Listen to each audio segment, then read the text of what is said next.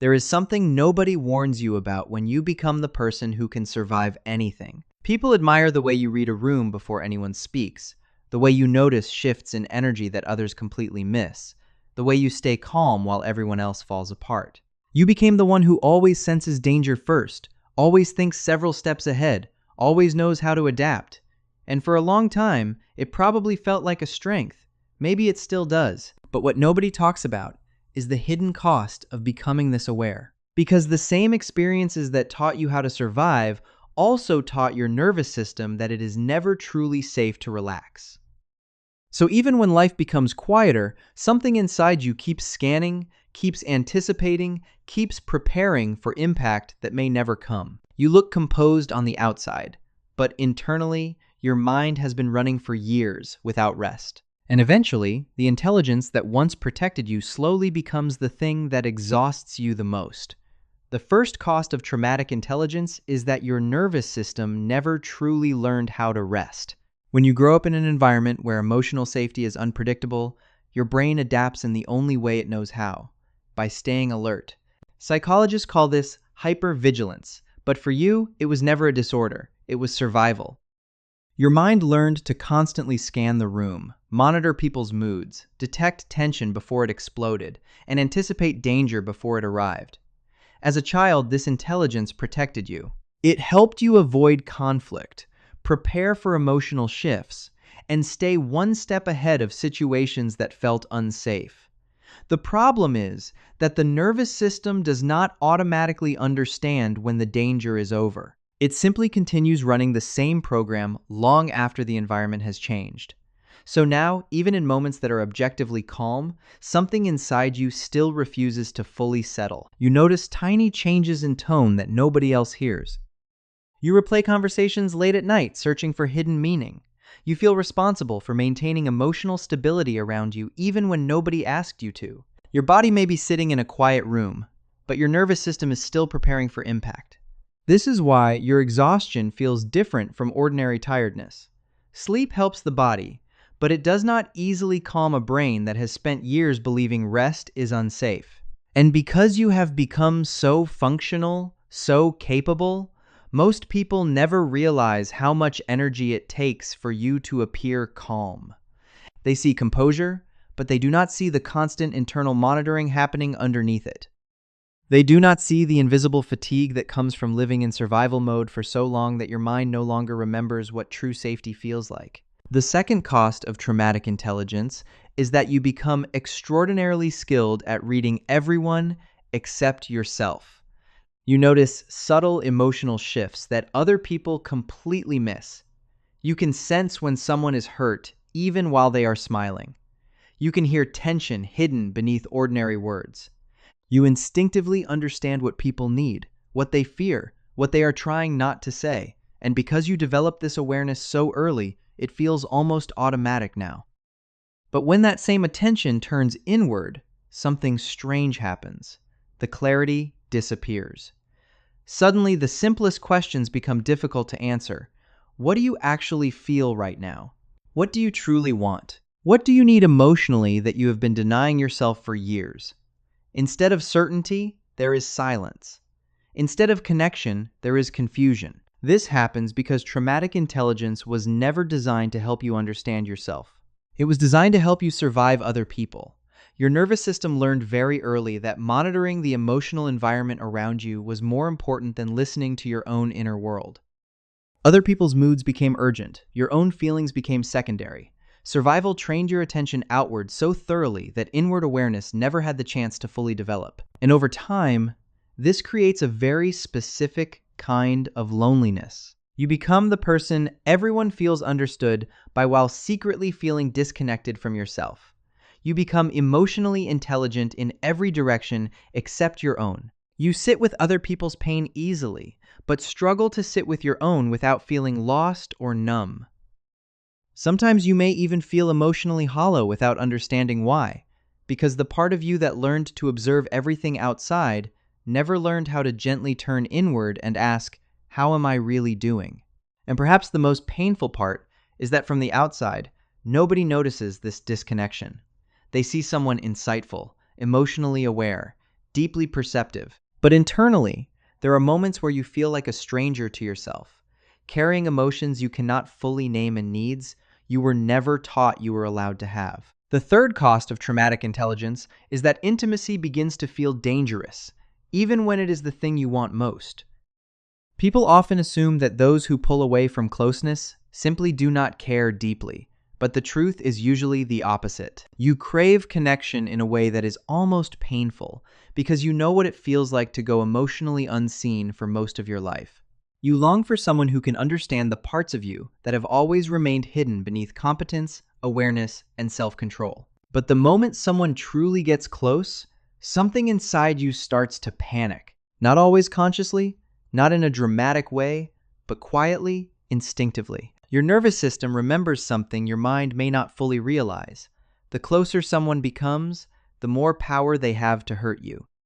So even when love feels safe, your body reacts as if danger is approaching. You begin to overanalyze changes in tone, distance, or behavior. You become afraid of needing someone too much. You let people in deeply, then suddenly feel the urge to pull away and create space. One moment, you are emotionally open, warm, connected, and the next you feel overwhelmed by the vulnerability that connection requires. This is what psychologists call the approach avoidance pattern, and it is one of the most painful consequences of developing attachment through unpredictability instead of safety. Part of you desperately wants closeness, while another part still associates intimacy with disappointment, abandonment, or emotional pain. So your relationships often become confusing even to yourself. You may withdraw right after moments of emotional closeness. You may crave reassurance while simultaneously struggling to trust it when it is given. You may love deeply, but still feel emotionally unsafe being fully seen. And the hardest part is that people around you often misunderstand this pattern. They see inconsistency, distance, or emotional unavailability without realizing that beneath it is someone trying to protect wounds that were formed long before the current relationship ever existed. Your nervous system is not reacting to the present moment alone. It is reacting to every moment in the past where vulnerability led to hurt. And over time, this creates a very specific kind of loneliness. The loneliness of wanting connection with your whole heart, while simultaneously fearing the exact vulnerability required to sustain it. Before going any further, something important needs to be understood. None of these patterns mean that you are broken. None of them mean there is something fundamentally wrong with you.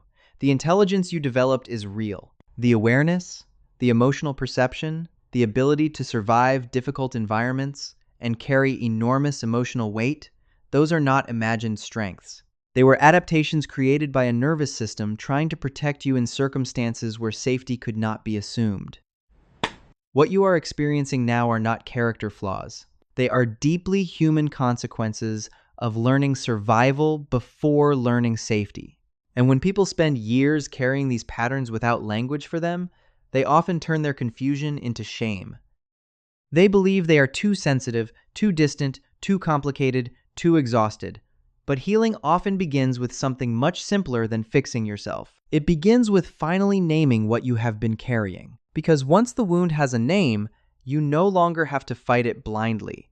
You can begin to understand it with compassion instead of judgment. And sometimes the most powerful moment in healing is realizing that the things you hated yourself for were once the very things that helped you survive.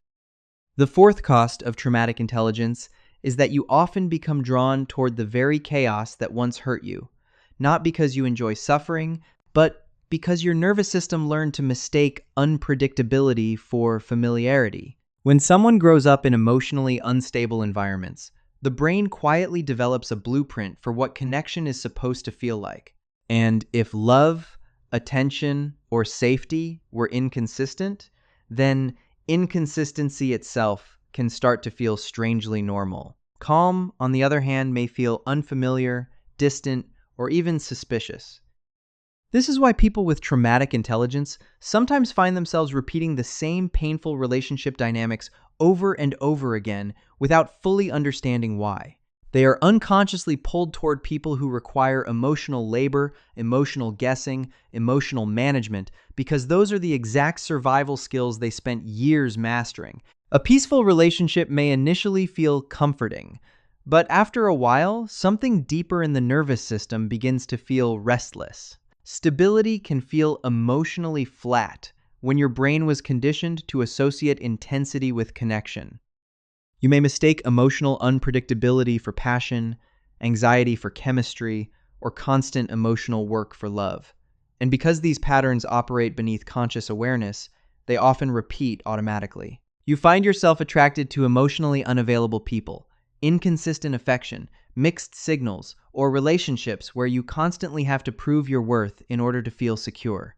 Not because you consciously want pain, but because your nervous system is returning to what it recognizes. Familiar chaos feels safer than unfamiliar peace. And one of the hardest parts of this pattern is the painful self-awareness that sometimes comes with it. Part of you knows these dynamics are exhausting. Part of you recognizes the emotional instability. Yet another part keeps returning because the nervous system has been trained to feel most alive in environments that require vigilance, adaptation, and emotional survival. This is the trauma familiarity loop, the unconscious tendency to recreate emotional conditions that mirror early experiences, even when those experiences cause deep pain. And until this pattern is named clearly, it can feel incredibly confusing.